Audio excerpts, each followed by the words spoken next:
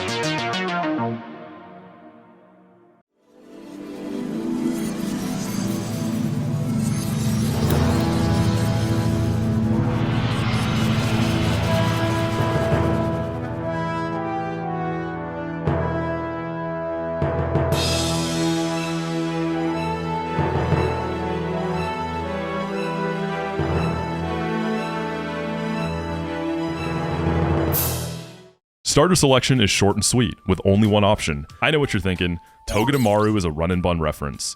It's just a happy coincidence. That being said, Togedemaru is strong as ever, offering a strong tech move pool and an excellent typing for pivoting and racking up chip damage. In my eyes, this little guy is always invited to the cookout. As with most difficulty hacks, encounter rounding is a constant side quest churning within the greater Nuzlocke challenge. Encounter pools are broad and diverse, with many options for new Pokemon I've never played with. My starting pack bursts out the gates with run-defining standouts like Ammonite, Fletchinder, and Palmy. There's one in particular though that feels extra special. Meet Doom. This big boy came into my life about 2 years ago, and I've been trying to win a Nuzlocke with a Houndoom ever since in his honor. Unfortunately, this little feel-good storyline seems a bit cursed. I just can't ever keep my Houndooms alive. No matter how close I get, something always goes wrong. Houndoom always dies before the end. RNG is a cold, emotionless law of the universe. But this time, something feels different.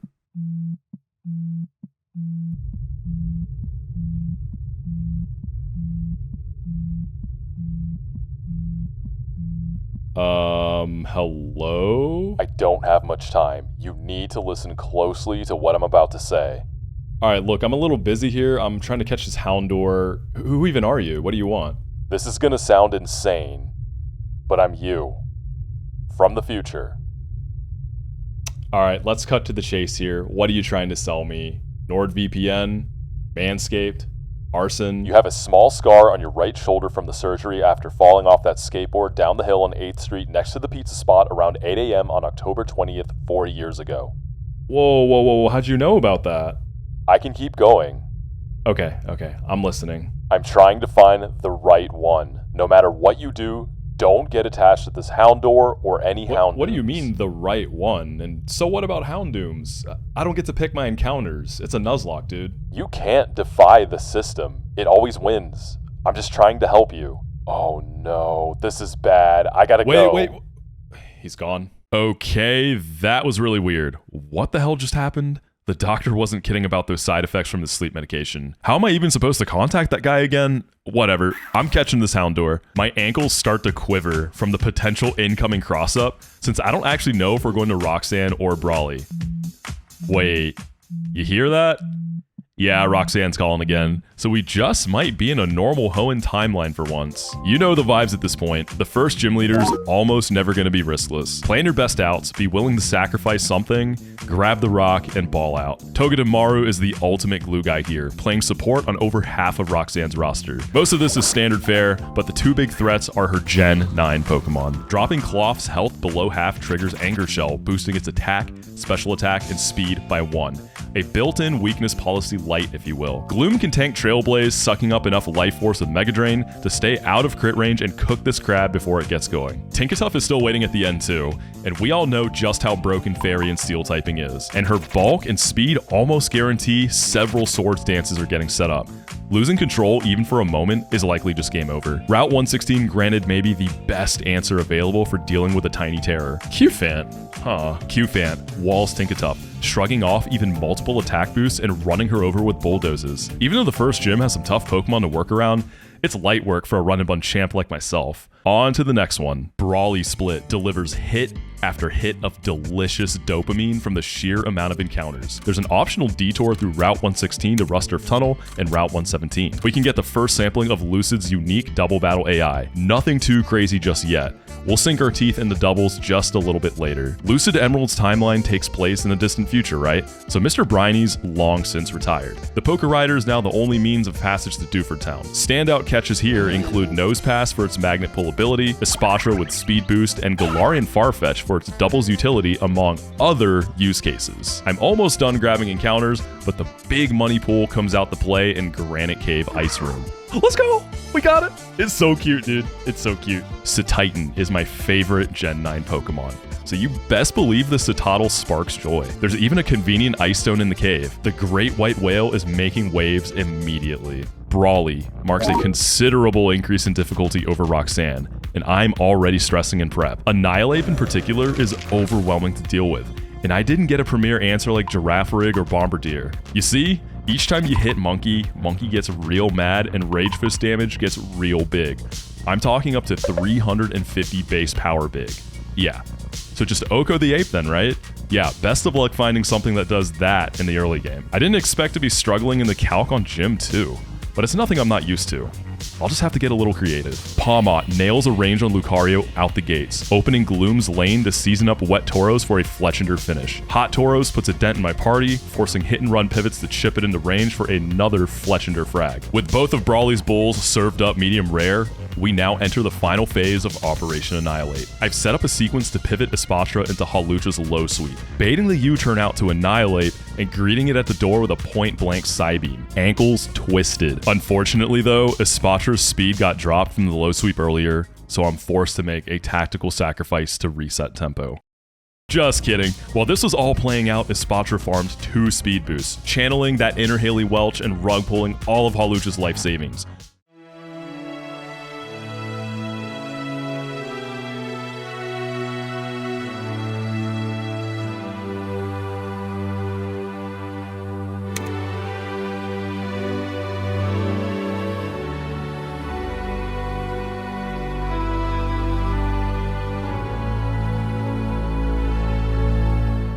I'm really hitting my stride and starting to get a feel for this game's unique battle mechanics. We're still deathless, tons of evolutions are unlocking, and the feel-good neurons are firing on all cylinders. My Poke Rider starts malfunctioning, and I need a way to get to Mauville. Surely this Dusclops loitering outside the Poke Center can give me directions, right? Huh?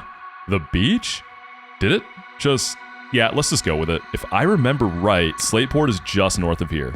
And through Slateport, I can still make my way to Mauville after a couple extra routes. Route 109 is riddled with noticeably tougher trainers, and the first real double battle of the game is incoming. Since the days of Emerald Kaizo and run&bun, the Emerald Artificial Intelligence has downloaded a few updates. Rather than go into every single patch note, let's just keep it short and sweet. Double battles are Pokemon Lucid's special sauce, and this game features a ton of them. The Lucid AI loves efficiency. If one of their slots sees a kill on one of your slots, their partner will always target your other Pokemon. They'll even prioritize spread moves if multiple moves can kill. They'll also never double into one of your slots, unlike in Run and Bun, where protect baiting was a core double strategy. I'm gonna have to take a much different approach this time around. You're probably realizing just how confusing it can get to distinguish if the AI is targeting across or diagonally. Instincts will develop with experience. While the learning curve is steep, these double battle puzzles feel incredibly rewarding to crack. The AI can even feel like playing against a human at times, and you'll feel like a VGC Worlds finalist executing that winning line. Slateport City nets me most of the evolution items, type boosting held items, and opportunities for some new encounters. Tentacruel is a particular standout with a very strange use case we might see a little later. Just west of Mauville at the daycare, I'm gifted an egg that can contain Magby,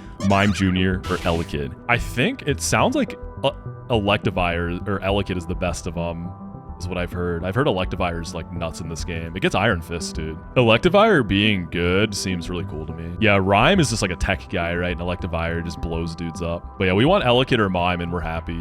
Come on, I already got Shipmar last time. Dude, let me have this. Let me have this. Let me cook. Let me cook.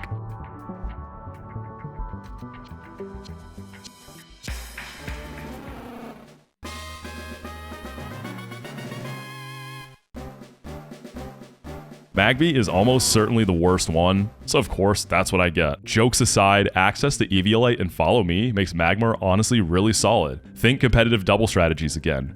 Remember, you're a VGC finalist now, gamer. Watson's gym trainers aren't anything too special, that is until guitarist Sean. This vicious double battle is the first real run ender, often taking longer to prep than Watson himself. Armarouge in particular just rips apart most encounters you'll have, but one big dog goes absolutely crazy here. Many runners even call this fight the Houndoom Shack. Who's a good boy? I warned you. You again?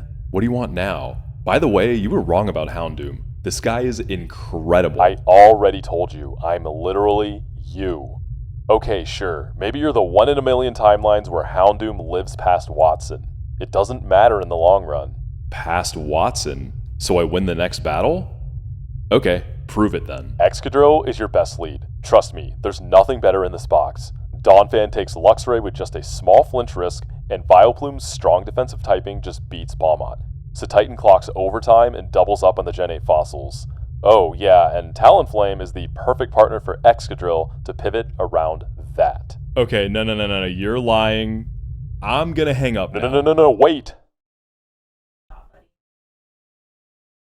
It's fine. As I hit the lab and start preparing for Watson, I can't help but feel like I just know what to do. It's almost like I've done this before. Every matchup plays out just like he suggested. Although, he didn't really give me much to go off for this Magneton. What does Talonflame even do for this? This is Lucid Emerald's first glimpse at Generation 9's enigmatic newcomers. They do look familiar, but some features are a little off. Primordial echoes of forgotten yesterdays and ironclad avatars of plasma from distant tomorrows. These uncanny paradox Pokemon boast coldly efficient min-max stat spreads, otherworldly type combinations, and abilities further augmenting their combat prowess in certain weather and terrain. This isn't a Magneton.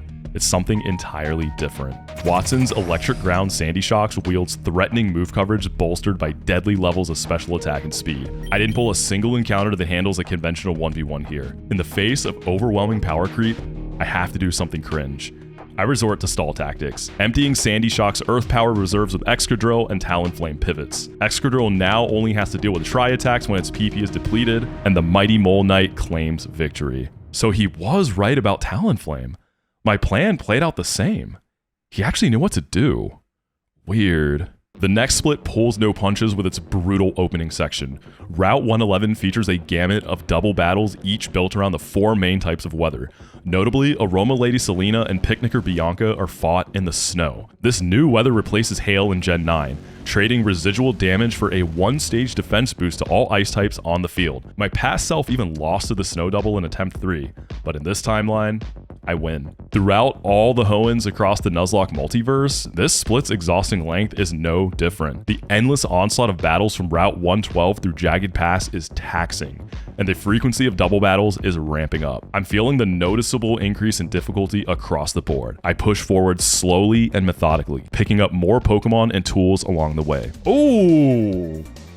How rare is this? Route 113 blesses me with one of my strongest warriors of the entire run. Okay.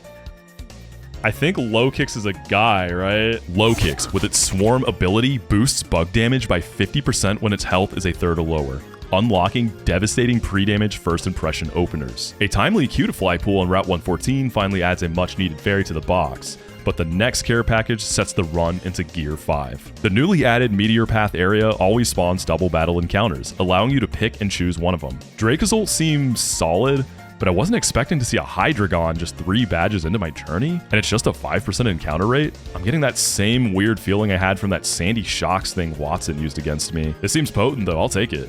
Wait, Iron Jugulus? What the hell is a Jugulus? Oh god, those stats. Okay, wow, this is huge. The Jagged Pass is equally fruitful, granting a choice between 2 incredible fighting types, Heracross and Aquatauros. I choose the Wet Bull and clear out the Jagged Pass onwards to Lava Ridge. The sweet grandma at the hot springs gifts me an egg that can contain any starter from any generation. All right, let's hope it's a good one. Something good, come on, something good. Okay, all right. Yo, Insin's good old reliable. A thunderclap echoes in the distance as Wolfie slams his fist into the desk as a Litten hatches. We all know that man hates this Pokemon for how disgustingly good it is.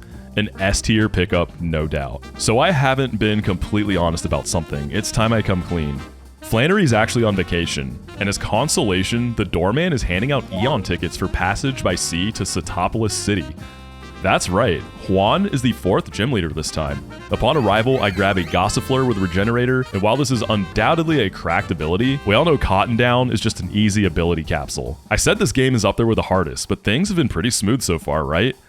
I'm in for a soul-crushing reality check going into the penultimate gym fight. Beauty Bridget's Pelipper was easy pickings, but it left the gift of permanent rain for its allies. Gorbis gets to be the GOAT for like the first time ever, running Swift Swim and an arsenal of sound moves, amplified by Throat Spray for extra reverb. Most menacing though, is a new face that I suspect will go on to become a reoccurring AI demon in future Nuzlocke games. Bridget's Bellybolt is the first of many in Lucid, with its signature Electromorphosis ability boosting the next electric attack when Bellibolt takes damage. Its impressive bulk also makes Okos rare, so the boost is almost always online. You're likely slotting multiple answers for this one asshole amphibian. The rest is cake though. Golduck is setting up Calm Minds, but Slowbro's Icy Wind secures the speed advantage for Togedemaru. It's a straight shot to Juan after my trusted starter cleans up here. Fake out. Zing Zap. I'm now faster, gets a -2. What?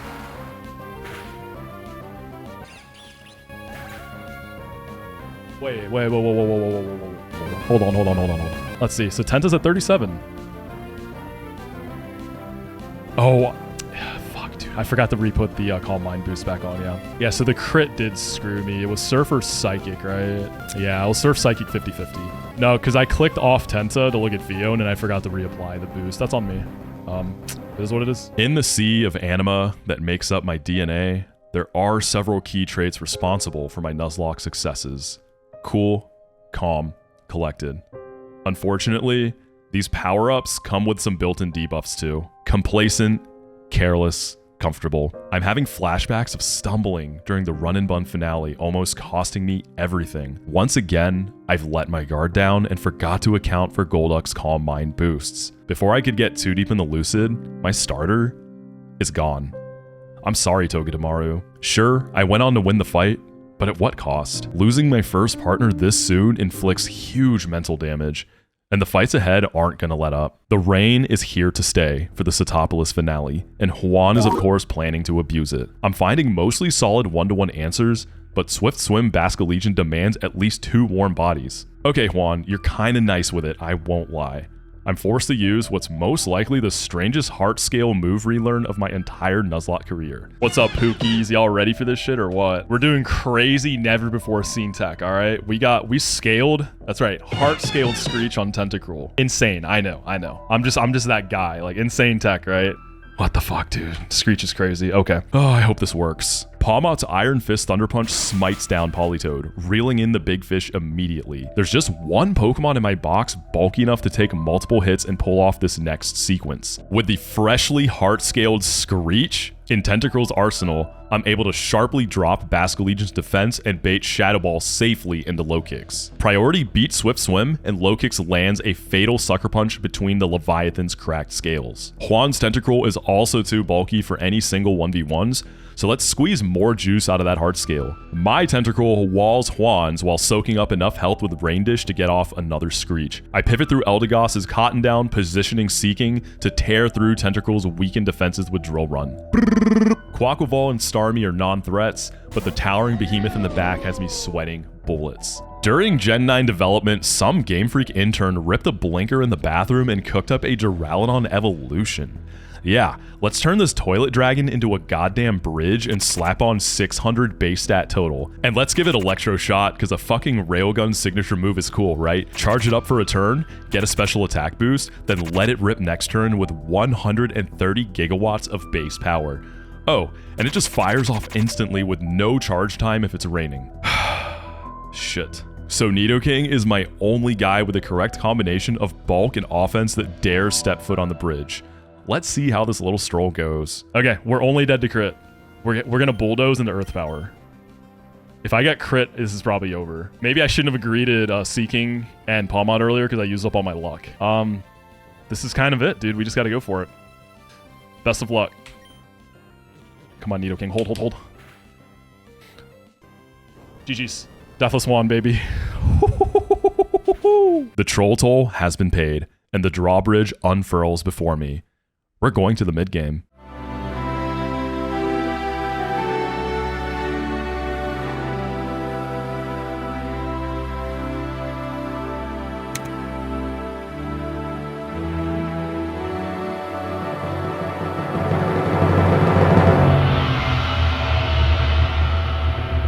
With Vengeance for Togedemaru hot on my mind and adrenaline still pumping, I'm anxious to get moving to the next split to face.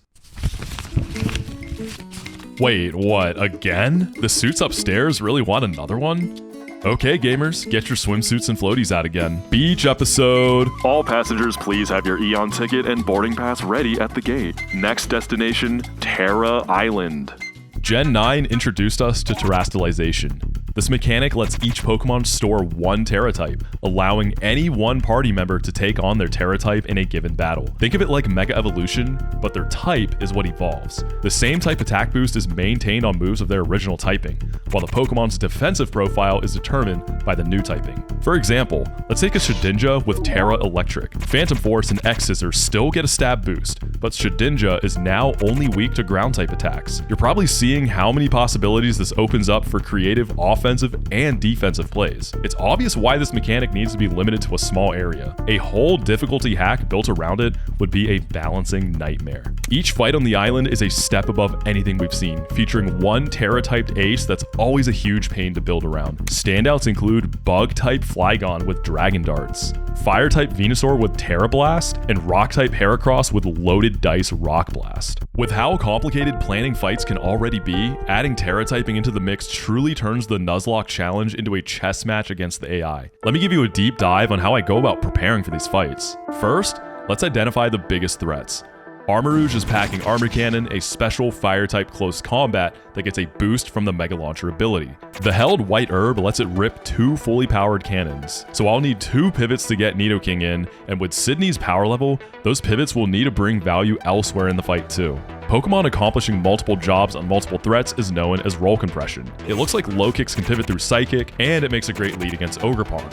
So now we know that low kicks can lead, and Armarouge needs to be baited in a specific sequence to pivot into Nidoking. The next threat on my radar is Urshifu. We all know how dangerous this hard-hitting legend is, and Sydney's even holds a Focus Sash. Do any of my Pokemon have enough speed and bulk to tank 2 hits and kill Urshifu? No, actually. But there's a more creative answer. A held Jaboka Berry breaks the Focus Sash on contact when Urshifu hits me, so we really only need to tank 1 hit. Iron Jugulus checks the boxes for speed, firepower, and enough bulk to live a hit. Finally, we have the biggest and baddest puzzle to crack, Sydney's Hydreigon. This is Lucid Emerald's first AI Pokemon, showcasing some of the new engine tech under the hood. Hydreigon enters the field pre-poisoned, immediately consuming Pecha Berry and unlocking Belch, which requires eating a held berry to use. Hydreigon then terastallizes into Poison type, retaining Levitate, effectively giving it only one weakness. Belch is now stab, and Hydreigon still keeps stab on its other coverage. On top of all this, if Hydreigon sets up Tailwind, it's an immediate wipe. I need to secure a safe board state. Ribombee with Psychic and Twisted Spoon is the only Pokemon in my box that can Oko Hydreigon, so let's build around that. We know Ribombee comes in for free on Dragon Pulse and baits Belch.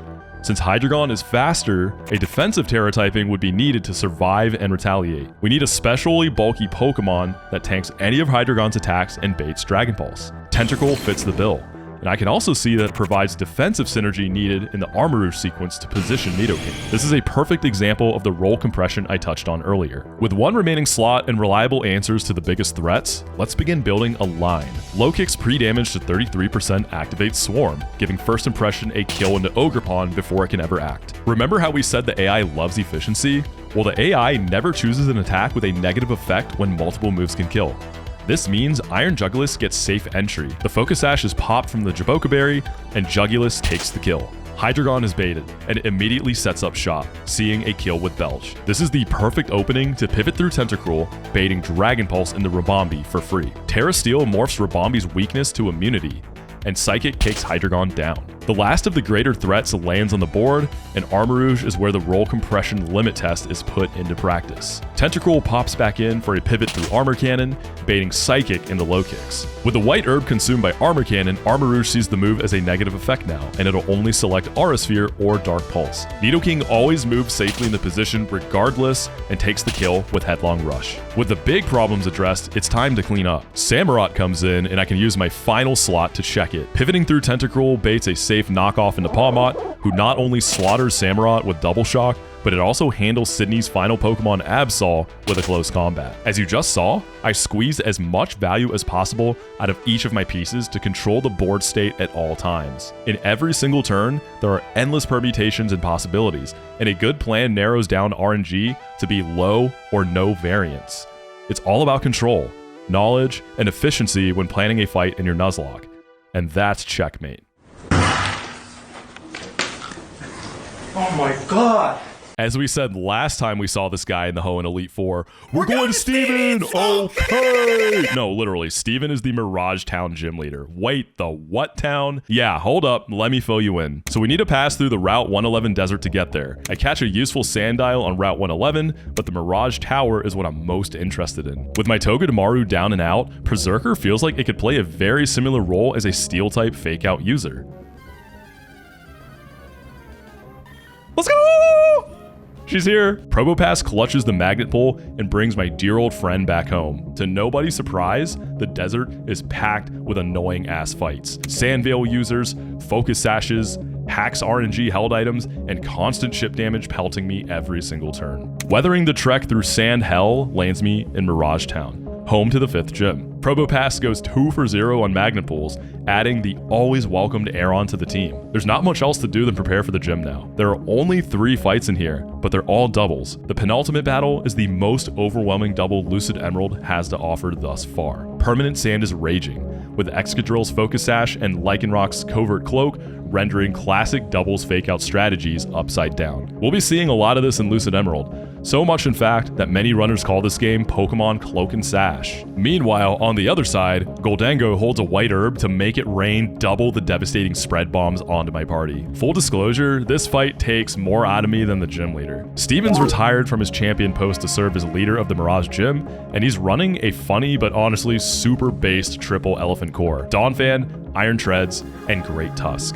So we've got Landorus, 2 pseudo-legendaries, and 2 Paradox Pokemon. Total Lucid moment, and I'm here for it. So I'm setting a trap to even the playing field. It just so happens I have the one available encounter in this game that can get sticky webs via a heart scale. Slowbro baits Stealth Rocks, safely breaking the Landorus' Focus Sash and pivoting to Vikavolt to set up webs. From here on out, everything Steven sends out will be extra sticky, moving like molasses. Slowbro makes more assist plays on Donphan, breaking Sturdy and setting up the safe kill confirm. Iron Treads comes in thinking it has a fast kill, but Sticky Webs serves up the almighty ankle breaker, feeding me a well-done overheat chain kill. Now it's a proper kaiju duel as both of us throw around our behemoth paradox Pokemon. Great Tusk's white herb is gone, consumed by the sticky webs. Iron Jugulis tanks the close combat, dodging a fatal crit and air slashing through the great Pachyderm's weakened carapace. The rest of the battle is set in stone, and the fight is essentially over. Surf is now unlocked, which means it's about that time again. Fishing sim montage is back, baby. It's bigger. It's better. It's... Corporate took a look at our upload schedule recently and saw you haven't brought in any content in about a year. So the fishing sim budget is getting cut. Besides, it's 2025. These people don't even like fishing anymore.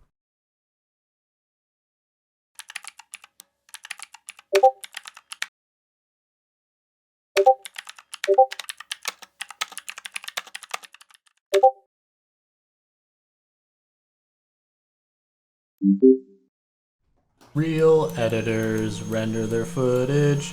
I cannot do it because my budget is cooked. This is really sad. What's up, gaming fans? This is Fishing Simulator. This is what I managed to get done with the footage we have. I think my audio sounds too good. Hello? Oh, okay, now it's good. Okay. You can't have the audio be too good. The budget doesn't allow. Anyway, here's Fishing Sim.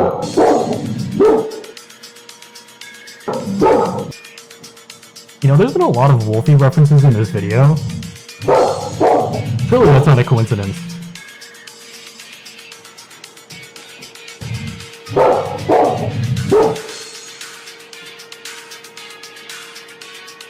After a dominating march through Terra Island and Steven Split, I start hydroplaning, feeling my grip on the steering wheel let up for a moment. Wait, what? Wait, no, wait, no, wait. I didn't max Nidoking's happiness. Oh, I didn't max his happiness. A rookie mistake. Pointless bloodshed. I'm starting to lose control again. So I can get staticked here, but it's fine because I'm gonna kill it first. What? Wait, did the webs not go off? Wait, I don't understand. Did I just not... Did the webs never... Air balloon. Get a grip, Mox. This attempt is so good, dude. What the hell are you doing? We aren't in too deep yet, but a few more of those and it's actually cooked. Pick up the pieces and move on. So is it just me or are these fights starting to get really weird? Where the hell did my guy guitarist Dalton get an iron hands? And can Ranger Catherine tell me what the hell is so okie dokie about this dog? Birdkeeper Phil, please share with the class how you caught both Torgnatus and Thunderous? Yeah, once again, lucid moment. Beyond all that, the route mini-boss Ninja Boy Hideo ends up being hours of banging my head against the wall. Without a doubt, my longest cook since the run-and-bun days. Focus Band Superior can just rip compounding contrary boosted Leaf Storms, and I'm just risking Togekiss and praying. Don't get me started on the Greninja in the back lobbing rain-boosted 4 to 5 pack loaded dice water shurikens. I clocked in at over 2 hours finding a safe line through this battle. At this point, I haven't lost a single Pokemon to a gym leader, but all good things must eventually come to an end. From Winona onwards, every gym leader is going to be a double battle. This fight has too much variance to map consistently without giving up something in return. Equivalent exchange.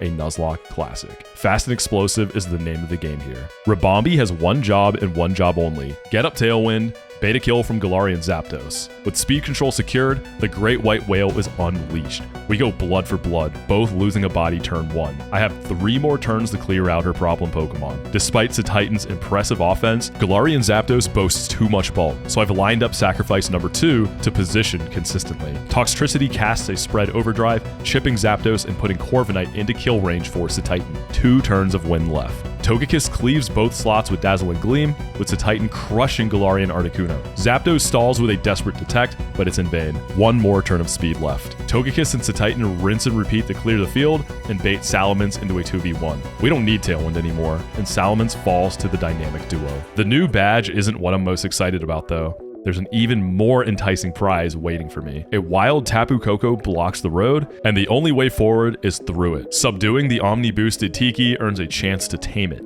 and the Electric Fairy deity deems me pure of heart. Finally, something in my box to shore up my mistakes thus far.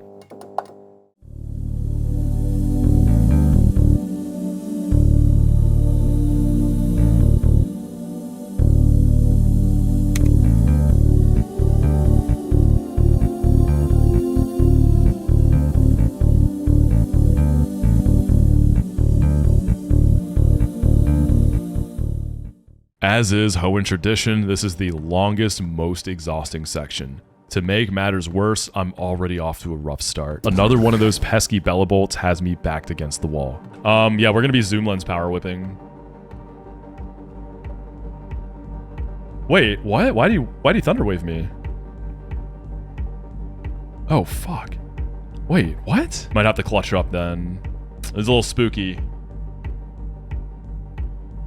Oh my god, Delmise, come on, bro. You gotta clutch up, man. I'm not dead to crit. I get one more shot to at least get some damage on the table.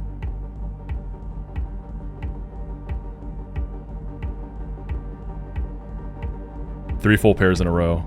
This is now really bad, I think. I miscalculated the chance for status, and I'm paying the price. In a nail-biting steer to regain tempo, Bellabolt cripples my party one by one. This ride is completely off the rails, and it's looking grim. Desperate times, desperate measures. We'll see. All right, Seeking. Clutch up. We want to see Weather Ball here. It's a little better. I'm losing like every coin flip. Okay, so after Soak, I should be only dead to crit. All right, Ceasus. You've clutched up for me quite a few times when I really need you. Surely you can pull out another. Okay. Belly Bolt is now pure watertight. Dodge the crit. Come on, please! Okay! He lives! So since Parabolic is still going to kill me for sure, it's positive effect. It should be guaranteed into Pawmont. And then we nuke this guy. So since Parabolic kills, it overrides everything here now. Because if I'm wrong, Pawmont dies. It should be guaranteed Parabolic charge.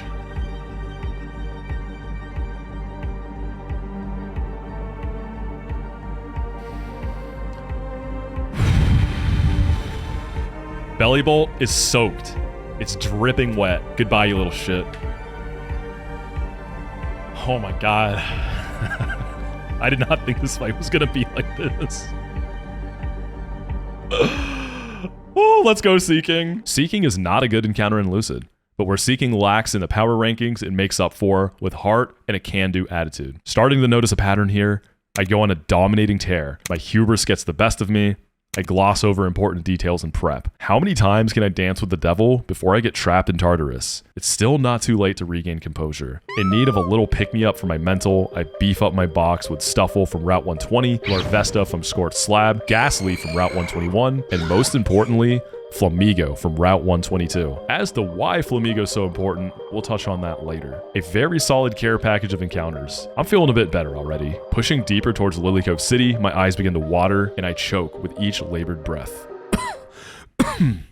A strange, pink vapor grows thicker, but there's no other path I can take. Every battle here takes place in permanent misty terrain, with outlandish tactics and niche mechanics around every corner. Late in the section, Kate and Joy are waiting to show off the nastiest Annihilate tech. Mousehold and Whimsicott are both fast beat-up users, wailing on the ape with 6 hits per cycle. Each hit boosts Annihilate's Rage Fist, skyrocketing the base power to its limit in just 1 turn. The entire double battle is built around enabling this masochistic strategy, so you'll need to be prepared to lean in rather than prevent it. The long trek is starting to drag, but the Safari Zone rest stop comes in at the perfect timing. Just like that midnight Taco Bell Crunchwrap Supreme, calling to me like the Green Goblin mask. A huge selection of starter Pokemon can be caught here, and after a quick box analysis, I go for the grass-type table. Am I hitting a Goat Kindle? Okay, Meganium. I don't think it's one of like the crazy guys here, but hey, I'll take it.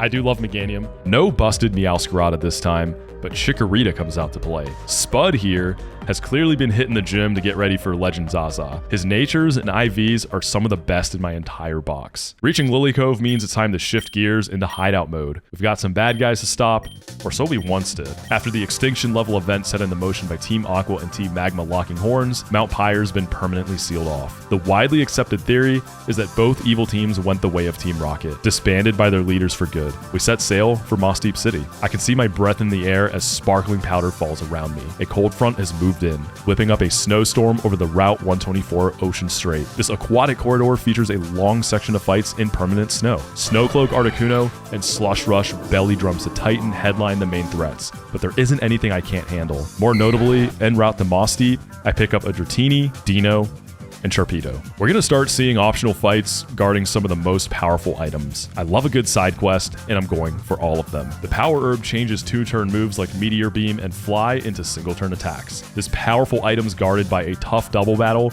with none other than Nuzlocke legend Gian and his forgetful partner, Moxi. Thanks again to Rain for the small guest cameo in this game. Even better is the Eject Pack, guarded by expert Timothy in Shoal Cave. He's also no pushover, with legendaries like Kirim and Cobalion standing guard. Most exciting of all, I pull Hisuian Sneasel for my encounter. We're looking at one of the most dominating sweepers in the game. We're talking Urshifu from run-and-bun type beat, but I can't make full use of it just yet. Vegetables before dessert. What if I told you Sneasler's blistering speed is actually going to be a liability for what's next? The dimensions twist and turn as I walk into Moss Deep Gym.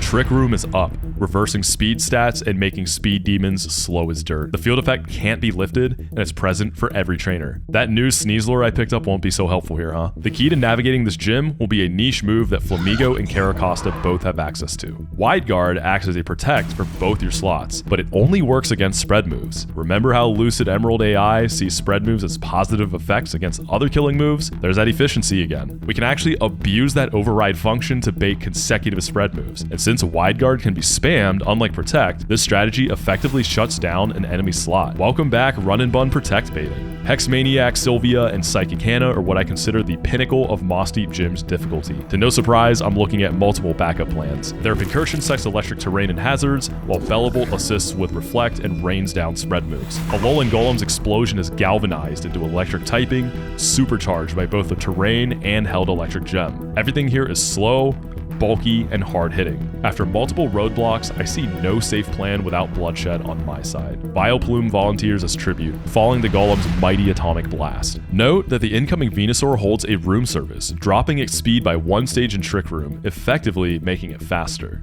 Sand Slash is not going to outspeed Venusaur in Trick Room. AI knows about Sturdy, so they should not actually see a kill on Costa. So this is just Venusaur kill Sand Slash, Bellybolt sees no kills. So it should just be diagonal targeting.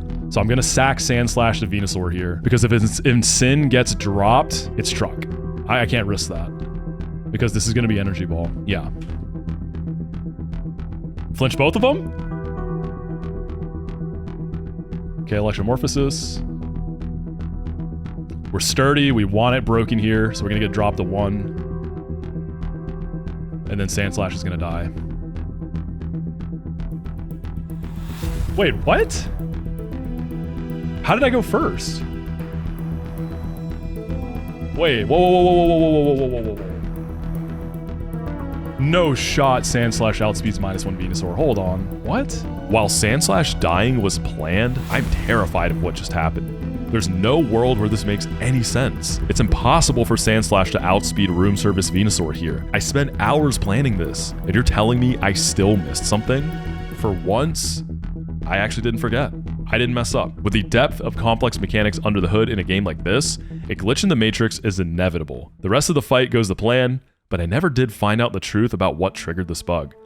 I'm a bit shaken up, but I'm also relieved that it's not my fault for once. Trick Room is lifted for the Tate and Liza gym finale, but they've casted Unending Psychic Terrain in its place. I'd be lying if I said I didn't clench up on my first pass of the team sheet. The Quark Drive ability boosts a user's highest stat in Psychic Terrain. Iron Valiant, along with all 3 of the Paradox Swords of Justice legendaries, carry it. My fast sweepers are finally unshackled from speed prison, and they hunger for battle. Sneasler is finally getting out of the box, and the incredible Sharpedo I caught on Route 126 is downing an ability capsule for speed boost. These two form the offensive core, easily tearing through Tate and Liza's Paradox Pokemon like a hot knife through butter. Slot in some perfect pivots like Houndoom, and 2 low-value sacrifices in Cloth and Mighty Yenna. It's a clean line with no issues at all. Dude, let's go. That feels good.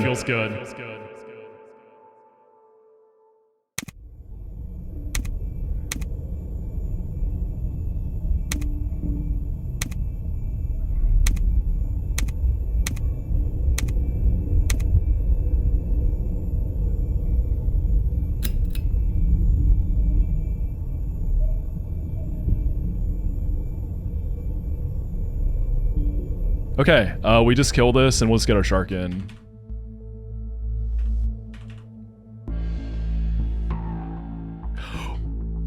It's Quick Claw. I'm not trolling. Oh my god, I'm losing. I'm fucking dead.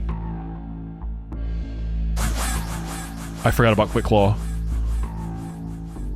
Oh my god. Dude. I didn't even pay attention to Quick Claw. With just the Tate and Liza fight under its belt, Sneasler's gone. This is steerable, but a true titan of my box has been wasted, thrown away to the wind. The reward for this optional double battle is the infinitely valuable eject button, but my mental palace is crumbling around me. An overwhelming sense of dread is weighing down on me. Am I built for this anymore? Am I washed? Am I even having fun anymore? These are not the vibes we want going into the next section. Tempest winds rage endlessly on the path to Pacific Log, once more locking me behind the bars of Speed Jail. Permanent Tailwind is up for 11 fights on Route 129 through Route 131. I'm taking longer and longer to plan fights, and the Sneasler disaster is still rent-free in my head. Not even the huge Enamorous Roamer pool from Route 128 or the Garchomp pickup from Sky Pillar are hitting for me right now. I can't think straight. Waiting at the end is a viciously tough mini route boss that I'd place in the top 3 most demanding battles of my Lucid Emerald experience. Swimmer Kelly is a routing puzzle that demands threading the needle with pinpoint precision. Aerolate Togekiss in the back holds Throat Spray, juicing Alluring Voice and Hyper Voice with extra bass. Its entire set, though, is full of nasty coverage and it dictates my every move. Each Pokemon I bring must contribute in some way towards dealing with this Togekiss. This thing is one of the hardest Pokemon I've ever had to plan for in any Nuzlocke. Beating the sturdy red card Avalugg lead while preventing hazards isn't viable, so I build a plan that plays into Stealth Rocks. No matter what, I cannot let the red card go off. If I'm wrong by a single calculation, I'm almost certain to lose.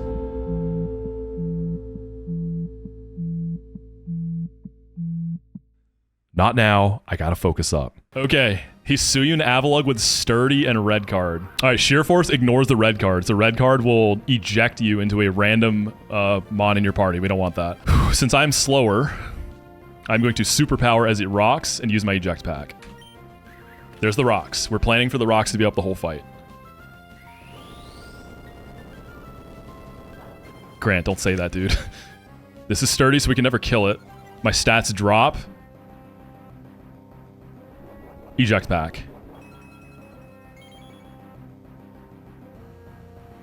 Now we go Berserker. We take some Rocks chip.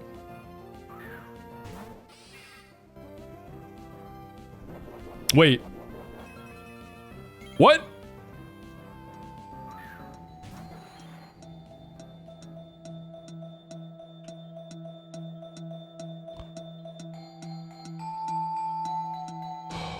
Wait, when did y'all say this? Did I just miss it? Oh, because Superpower's not boosted. The idea was to break Sturdy with a Sheer Force boosted attack, nullifying red card and simultaneously triggering my eject pack to swap out. Superpower checks all those boxes, or at least it would if Superpower was actually eligible for the boost. This entire plan I meticulously crafted falls to pieces. Even my chat was telling me this was a sham, but I was too lost in the sauce to listen. There's no way my chat could be right over me. I'm now on turn 2, floundering, recooking the entire fight live over the course of an hour. I can no longer play with rocks up, and it's mathematically impossible to win with them on the field. My cool little Hawlucha pre-freeze Aspir Berry Unburden tech, wasted. Hawlucha goes down to defog the rocks away. Togekiss is incoming, and my Houndoom's eject button gets burnt early to position my best answer. I wanted that for later. I'm just risking crits now. So I'm Shell Armor, and I have a Power Herb. Oh, dude, also, I must have miscalculated something on the rocks maybe. I'm dead the max roll here, so I still have to clutch up. There's one roll that kills me. So basically, I'm dodging crit. So I miscalced the rocks damage, I guess. All right, so I have a 15 out of 16 chance to succeed here. Good luck. 1 in 16 rolls kills me.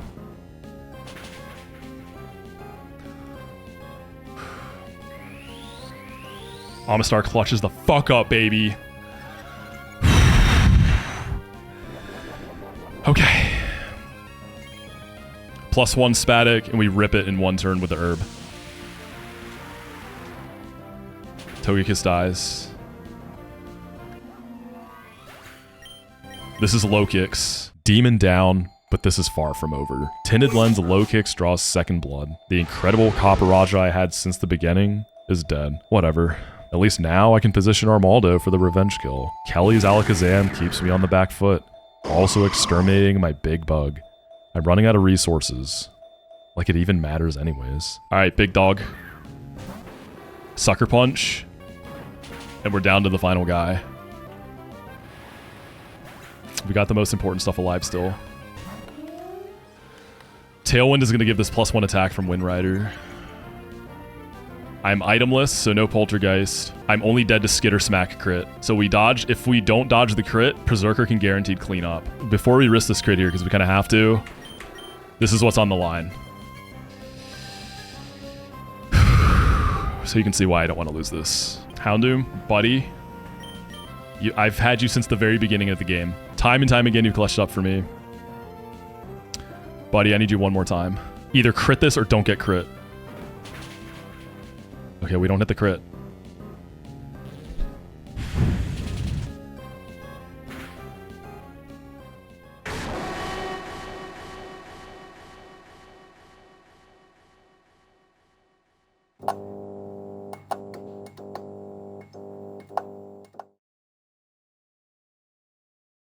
I tried to tell you this was coming. But I just... Do you remember the last time you just played Pokemon without all this Nuzlocke business as a kid and had fun? I do. I remember. To think that you were having that sleepover with your friends, playing Crystal version, pretending you guys were just saving the world. You were having the best time, and then you went home the next day and went to bed, not knowing that was the last time you would get to do that. Where are you even going with all this? I don't get it. This always happens. No matter what choices you make, it's inevitable. Doom always dies. So why don't I just throw it all away then? Go back to attempt 4, start fresh, get my dog back. You don't think I already tried that? Thousands of yous, thousands of Dooms, thousands of me's. Doom's death isn't what I was trying to prevent. That's just the constant variable. I've been searching for so long. His death happening here, in this moment, was the tell that let me know this is the right Hoenn. Finally. Wait, the right Hoenn? What do you mean? Think about why you started doing this in the first place. Was it for glory, for bigger numbers, to prove something? Or was it something more true to you? True to us? No, you're right. I guess I couldn't see it at the time, but God, I really lost myself. This isn't some job that I'm forced to do. I'm just a Nuzlocker for fun. I think you get it now. Thank you for everything. And thank you for getting us this far. I promise I won't let you down. Okay, so past me should have put that map in his bag right here, left pocket. Ah, there it is. So I just keep west towards Pacifidlog to this island marked here. Okay, I'm all in. Let's do this. For Doom, I don't know exactly what he was looking for, but I can feel it. It's here. My Pokeballs shudder as a familiar, powerful energy ripples through the fresh island air. Terra Island was just the warm-up. Stella Island is the fully realized terrestrialization section of Lucid Emerald. Each team is kitted out to the nines, with full rosters of 6, superior held items, and dominating Terra-type mini-bosses at the heart of every fight. Hiker Eric's Cleavor sets the tone out the gates with a Focus Band, Stone Axe, and Tailwind, making for possibly the most awkward lead I've ever faced. Each fight forces more creativity and skill expression than the last. Parasol Lady Katrina's Quick Claw Terra Steel Stack Attacka has me running Covert Cloak Trick Slowbro. This loadout prevents Rock Slide flinches to safely swap items and remove variants for the 1v1. Kindler Riker's Sun Team wants 2 answers for each of his Pokemon. Chlorophyll Exeggutor packs Terra Blast, boosted by Stab, the Sun, and Life Orb. This is easily one of the hardest hitting enemies in the game, but I passed the roll compression test with flying colors, squeezing every drop of juice out of Garchomp and friends. Each passing fight on the island tests me in new ways, making me a better player. New wrinkles etch into my brain in real time. I'm still me though. I'm not perfect. I'm still gonna make some mistakes. There is a slightly awkward thing here though. If meta can go for Meteor Mash, it could be a little dicey. I think it can. Because I'm now a normal type. Or a pure fighting type. Yeah, I can go for Meteor Mash. That's actually not great. See, Psychic Fang's Meteor Mash Earthquake. I don't really have safe... Yeah, okay, so Golem coming out early did make Metagross a lot scarier. I can't really take a Meteor Mash on Jugulis from this position. I think risking it on Jugulis is the play, dude, because if Jugulis goes down, I still win. And there's nothing that I really want to sack here. All right, good luck. 1 and 3 for Meteor Mash. Please. Earthquake Psychic Fangs.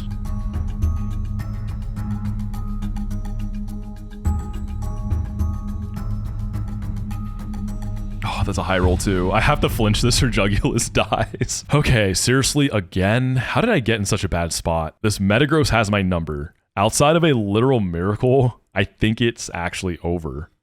I think I'm gonna lose. Unless I use that.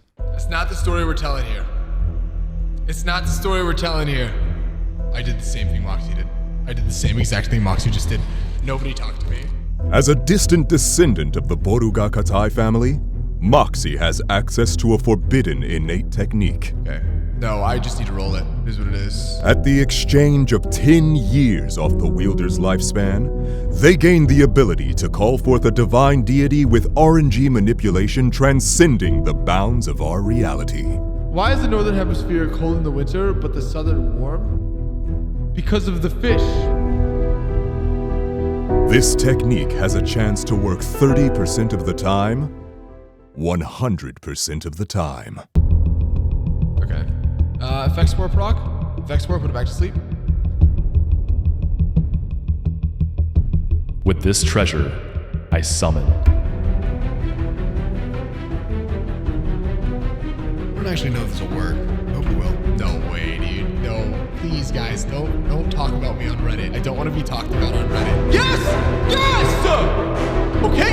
Hell yeah! We're hitting through this every time. Snap out, bury it. Snap out! Bury it!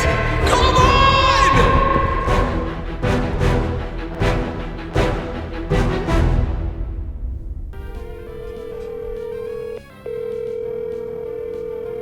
He's not picking up. Oh no. Please, Wacko, pick up the phone, dude. Box. Bro, I really need your help right now. So here's the situation, boss, all right? So we're live and we're doing a pretty stressful fight.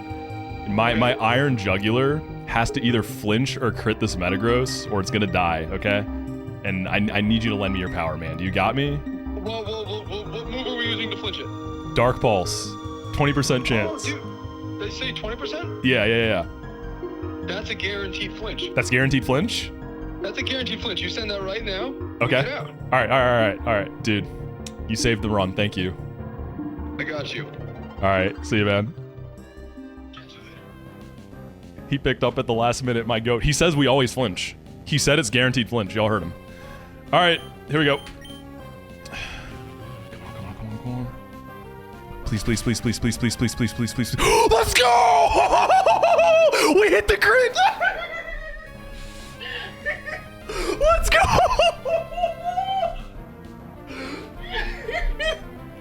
That's crazy! I'm fucking him, baby. Let's go! Oh my god.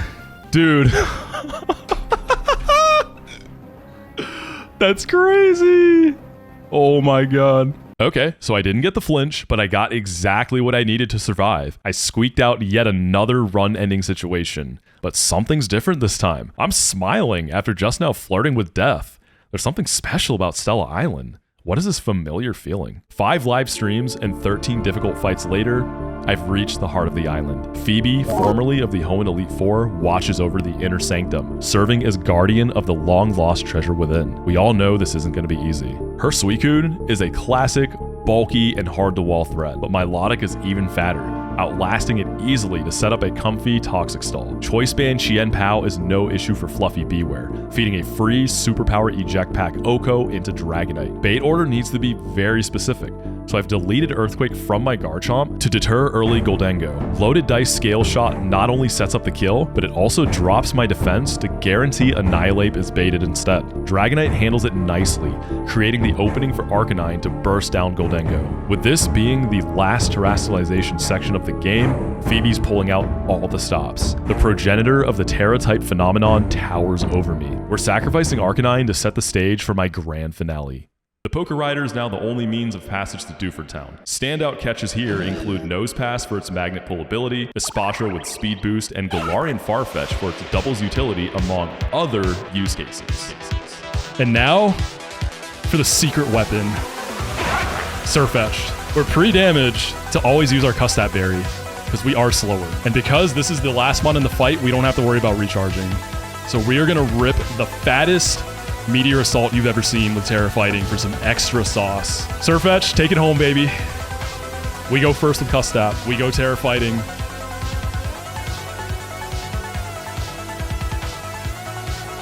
And we let it rip. Meteor Assault. Let's go, Surfetch. Terra Island's over. Stella Island, my bad. It's over. We grinded today. We did it. I did my 5 fights I said I would do. I'm a man of my word. I didn't give up.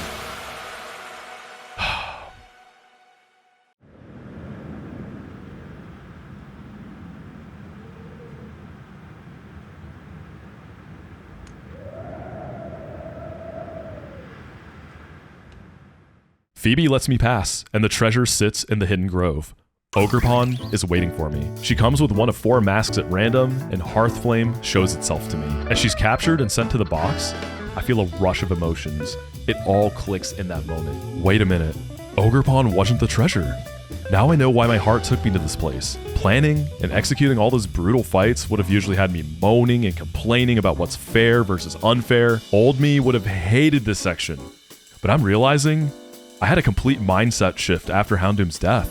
This was never about letting my dog go. It was about accepting my shortcomings and being at peace with who I am. Stella Island created some of the fondest memories I've had ever since picking up a Nuzlocke years ago. I felt the magic again. I had fun again. Only one gym left in this challenge.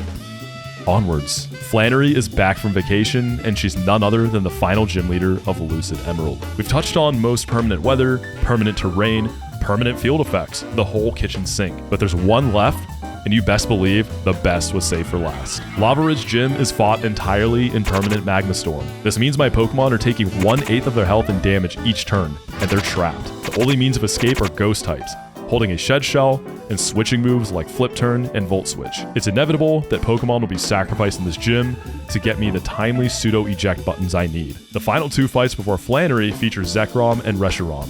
And Expert Keegan, the most infamous trainer of this game, results in one of my proudest cooks ever. Alright, this should be guaranteed stealth rocks from Iron Treads.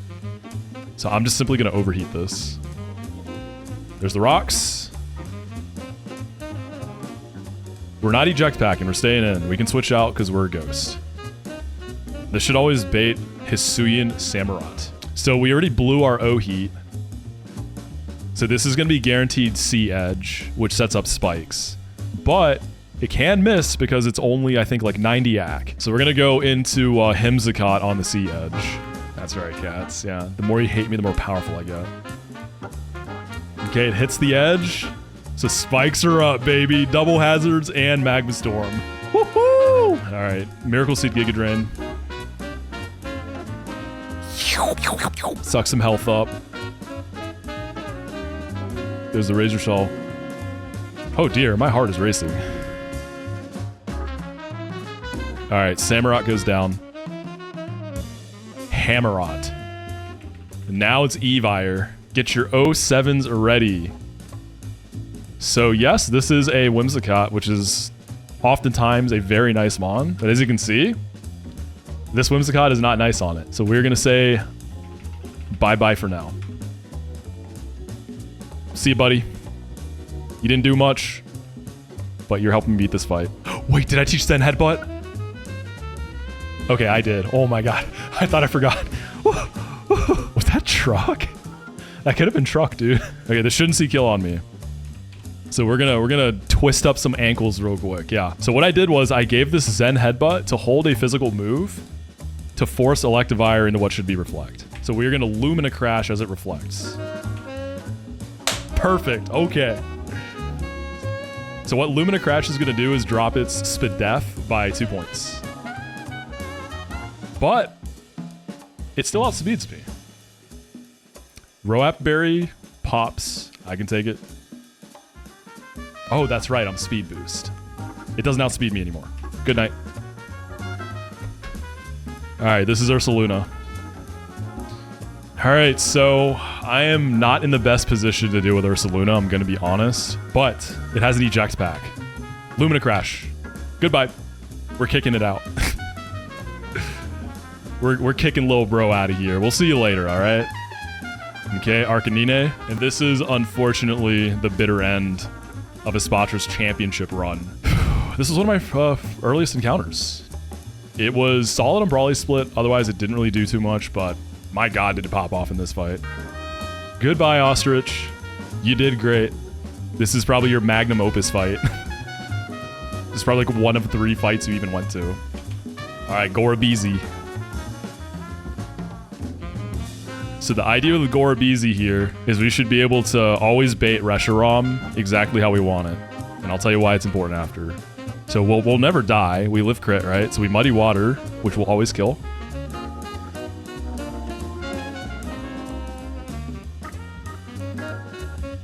Get the crit. So we should always be baiting Reshiram now because we're faster than Ursaluna. Alright. We are at 54 HP. I'm always dead to Dragon Tail. Dragon Tail is a positive effect, so it is guaranteed. And it's negative priority. Okay, so guaranteed Dragon Tail, negative priority, so we do get the chippage. Yo, Act Drop in the miss? Act Drop in the miss? Goodbye, Gorbis. You did great. And now we bring out the... I unfortunately need Soft Sand to outspeed an Oko this from full, but Gorbis took care of that for me. Earthquake. Chicken goes down. And there is 1 remaining. Okay, so this is guaranteed Ice Punch. But I'm trapped in the Magma Storm. What do I do? Oh no. Eject Pack Scale Shock. It's gonna drop my own defense. Okay, this isn't loaded dice. We got the 4-pack without the dice. All right, we're getting the fuck out of here. So this is guaranteed Ice Punch. We got something perfect for that. Whale time. Thick, fat, and an ice type. And we simply just outspeed this now. Hit him when the ice will crash. And that's Keegan. Dude, that line was sick. That felt so good. Flannery's team looks insane. Magma Storm has fizzled out, but her Torkoal sets permanent stun. She's got 3 Paradox Legendary Beasts of Johto, along with Iron Moth. This is one of those fights where you make a Reddit post complaining about ROM hack tuning, but when you have a big cutie like Garchomp, everything's okay. Scale Shot blasts Sarilege, each hit racking up more damage as it chips away the weak armor ability. Garchomp now outspeeds Flannery's entire team, and with a strong core of pivots to keep him safe, it's an effortless clean sweep. Claiming all 8 badges unlocks one of the biggest feel-good moments this game has to offer. The players guaranteed 1 Primal Paradox Pokemon from Mount Chimney and 1 Future Paradox Pokemon in New Mauville. No runner has encountered Raging Bolt yet, and I've been trying to speak it into existence all run. Great neck, ooh, ooh, ooh. I rush to the mountain to try and claim the elusive giraffe. It's neck time, baby. Give me that neck, come on. Come on, baby, give me the neck, come on. Come on. Okay, it's fine. This was second. This was second place. We didn't get the neck. We got the tusk. It's okay. Okay, it's not great neck, but with great tusk as my second place pick, I'm still really happy with this pull. Careful. Oh, sure. I mean, it's not a bad nature. I'll probably mint it, but... Oh my fucking god.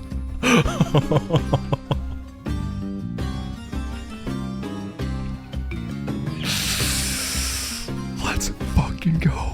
New Mauville nets me Iron Moth, and I have 1 more spot to hit that you probably forgot about. I've been delaying Meteor Falls this entire run. All right, is this the room? Oh, God, that scared me. Tapu Lele awaits me, but I've actually got my sights on something even cooler. Who can guess what I'm getting? Some people know. Yeah, Baiwan knows. You're the one who kind of put this on my radar, Baiwan. You mentioned it, and I hadn't really thought about it. I don't particularly need anything here. What's up, RBC? How you doing, Goat? Here's the deal with Noivern. It can get Aerolate. It's 50-50, but it can get Aerolate in this game. Aerolate Boom Burst, baby. That's right. Boom Burst is 140 BP. Aerolate turns it into flying and gives it an additional boost, and it's stab. Yeah, so we're gonna go for it. It's guaranteed from surfing. We got the Noibat. Noivern is a lock here.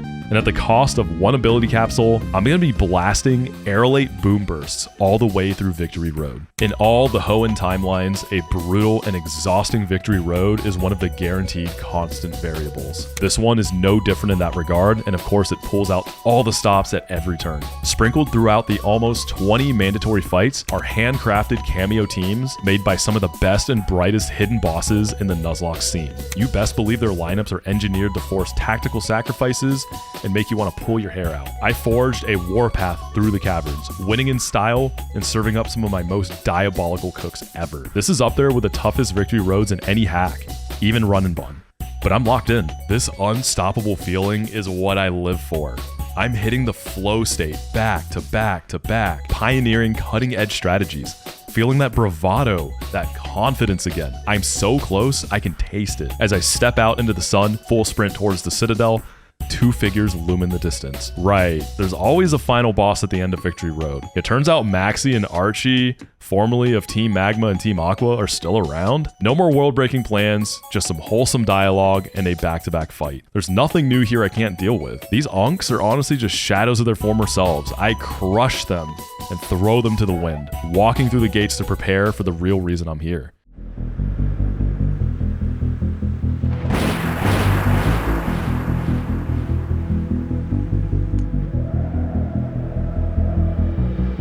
Run and Bun started the tradition of bringing a brand new member into the Hall of Fame, and I had to go the extra mile by bringing two. This time, I'm going all out, and I'm pushing the limits once again. Titan heads the offensive vanguard, with Great Tusk and Noivern bringing overwhelming firepower. Meganium, Amistar, and Incineroar fortify the back line, forming an unbreakable support core. 6 never-before-champed Pokemon in the Lucid Emerald Hall of Fame. All 4 members are double battles, representing the pinnacle of the game's unique AI. What's most interesting, though, is the brand new lineup never before seen in Hoenn. Let's just say, it's about to be a brat summer as we storm the gates. Starter selection is short and sweet, with only one option. This big boy came into my life about 2 years ago, and I've been trying to win a Nuzlocke with a Houndoom ever since in his honor. Unfortunately, this little feel-good storyline seems a bit cursed. Alright, let's start this Elite Four. Janine leads with Glimmora and Greninja. So first things first, I have this tiny bit of pre-damage on Meganium to make sure I'm baiting the right kill. Meganium is going to get dynamic speed and become faster than anything else. We're gonna Leaf Storm Greninja and we're gonna eject pack out of there. This should be a Sludge Bomb in the Amistar. We're bringing Great Tusk into position. Houndoom always dies before the end. RNG is a cold, emotionless law of the universe. But this time, something feels different. So since Glimmora does not see kills, it should just hit a Mortal Spin here. So we're gonna double into Articuno because we do not have the singular firepower to kill it. I'm almost done grabbing encounters, but the big money pool comes out to play in Granite Cave Ice Room. All right, my big baby, come on in. So now we're gonna get a double frag. So Titan, you're taking Glimmora with high horsepower. Tusk, you're on Sneasler duty. And that's Janine. I warned you. You again? What do you want now? By the way, you were wrong about Houndoom. This guy is incredible. I already told you, I'm literally you. This is Lucid Emerald's first glimpse at Generation 9's enigmatic newcomers. They do look familiar, but some features are a little off. Jasmine leads with Landorus Therian and Sandy Shocks. So we are going to be starting off with a double switch here. And now, you guessed it, we're setting up Tailwind. Noivern can never die to max roll crit, and it's going to trigger the eject button. It's whale time. As you just saw, I squeezed as much value as possible out of each of my pieces to control the board state at all times. In every single turn, there are endless permutations and possibilities, and a good plan narrows down RNG to be low or no variance. It's all about control, knowledge, and efficiency when planning a fight in your Nuzlocke. And that's checkmate. All right, Whitney, kind of a crazy lead here. Tornadus and Ursaluna Blood Moon. So Tailwind has special AI for this fight and this fight only. So how this should play out is Tornadus Tailwinds, then I Tailwind. Blood Moon is very bulky, by the way. This is a broken Mon, but Great Tusk is more broken. Goodbye. After a dominating march to Terra Island and Steven Split, I start hydroplaning, feeling my grip on the steering wheel let up for a moment. So Roserade is going to go for Great Tusk, and Tornadus is going to go for Noivern. Now that Tailwind is up for both of us, Noivern is the fastest thing on the field. We're going to Scary Face Roserade to give Great Tusk speed control. Great Tusk should get a kill on Roserade here. Big Terapagos hits the field, baby.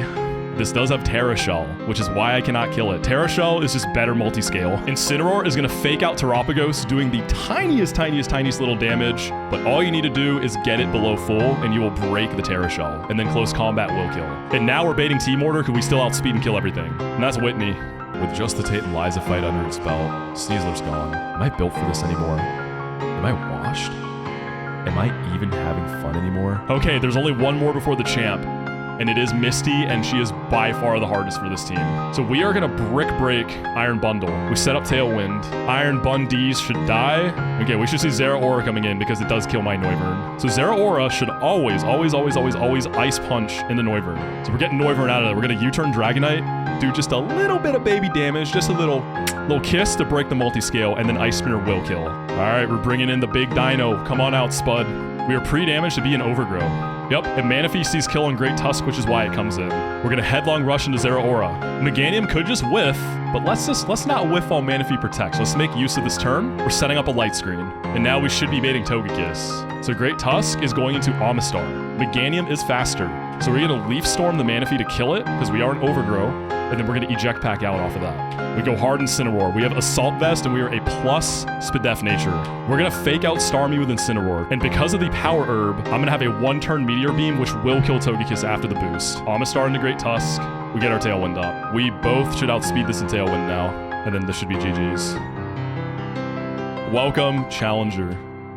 I've heard about your exploits from my friend Brendan. He said a new trainer was making waves in Hoenn. My name is May. Before I became champion, Steven used to stand here. Since then, nobody's gone through the door behind me. Becoming a trainer was the greatest thing that ever happened to me. I learned so many things, met so many people, and met so many Pokemon. You're the same, yes? Show me what your journey's taught you, and let's see who the best trainer in Hoenn is. Last fight of Lucid, let's go.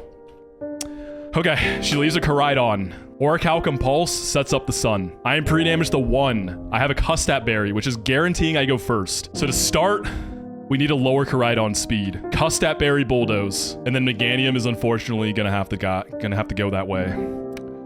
Meganium, you were incredible. I'm so glad I got to bring you. Spud here has clearly been hitting the gym to get ready for Legend Zaza. His natures and IVs are some of the best in my entire box. Spud! See you on the other side, friend. Noivern has speed control in Koraidon. And we're gonna rip a Boom Burst and take this thing down.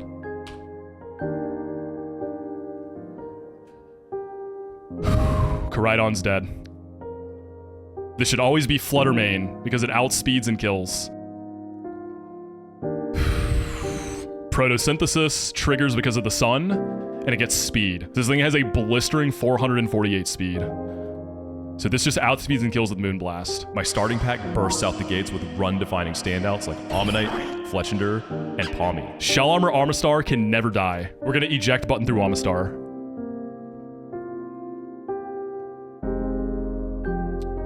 You're not done yet, Armastar. You got more to do later. And now we're bringing in the heavy artillery. Let's go! We got it! It's so cute, dude. It's so cute. Cetitan is my favorite Gen 9 Pokemon. So you best believe the Citadel sparks joy. Cetitan, let's get him.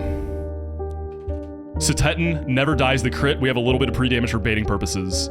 This is what Avalanche is for. If you take damage before you act, Avalanche doubles in damage. So we're gonna have a whopping 120 base power stab ice move into Flutter Mane, which will always kill it. This can never kill me. All right, Cetitan. Let's fucking rip it, baby. Flutter Mane goes down. We're pre-damaged, so always ensure we bait Latias and nothing else. This should always be Latias. Noivern has to kill Latias, but it needs some chip. Cetitan can get that chip, but unfortunately Cetitan does not make it to the end. I said I wanted to bring my favorite Gen 9 Pokemon to the Z4, and I did it. Cetitan, it's been real, friend. You were incredible. I'll see you on the other side. Goodbye, pal. Love you, buddy.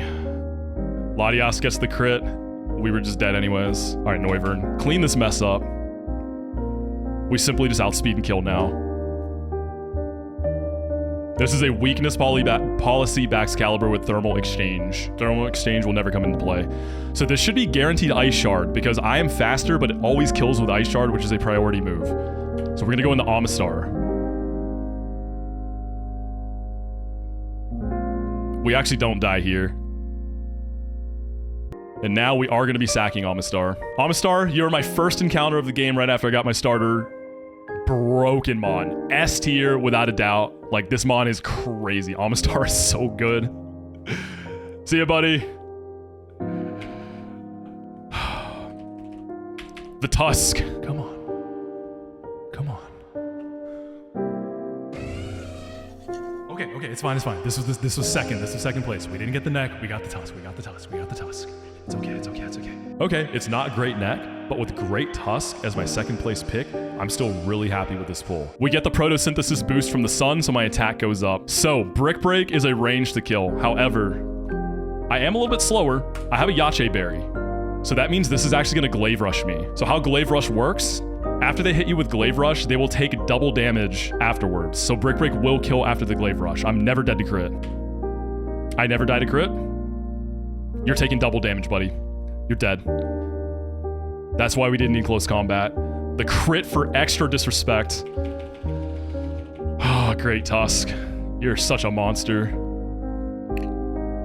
Such a monster, man. What an incredible Pokemon. Unfortunately, this is the end of the road for you. Moltres just outspeeds and kills me with Air Slash. Tusk, you made this Elite Four possible. I could not have brought the team I wanted to bring without you, genuinely. What the fuck is this Pokemon? This thing is busted. Tusk.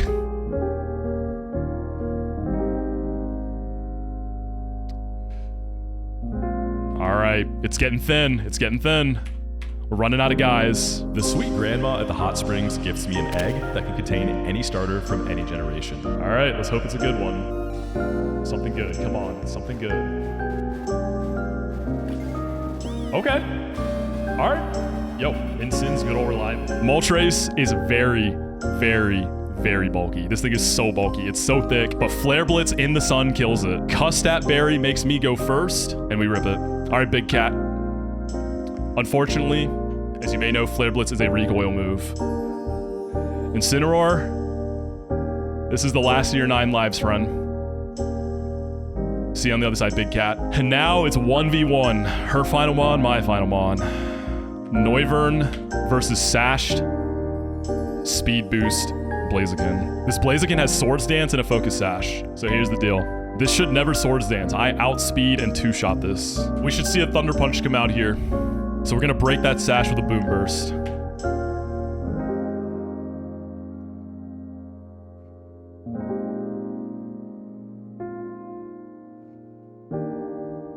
It can Blaze Kick too, because hits the kill, doesn't matter. I live crit, I can get burnt, it's all fine. Same hits the kill as Thunder Punch, so we could have seen either of those.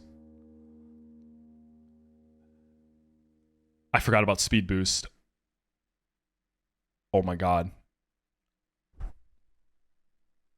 In the sea of anima that makes up my DNA, there are several key traits responsible for my Nuzlocke successes. Unfortunately, these power-ups come with some built-in debuffs too. Complacent, careless, comfortable. I'm having flashbacks of stumbling during the run-and-bun finale, almost costing me everything. Do you remember the last time you just played Pokemon without all this Nuzlocke business as a kid and had fun? This always happens. No matter what choices you make, it's inevitable. Doom always dies. Think about why you started doing this in the first place. Was it for glory, for bigger numbers, to prove something? Or was it something more true to you? Why do I Nuzlocke? Do I have to? Maybe it's pride. Or is it something deeper? Maybe it's love. Thank you for everything. And thank you for getting us this far. I promise I won't let you down.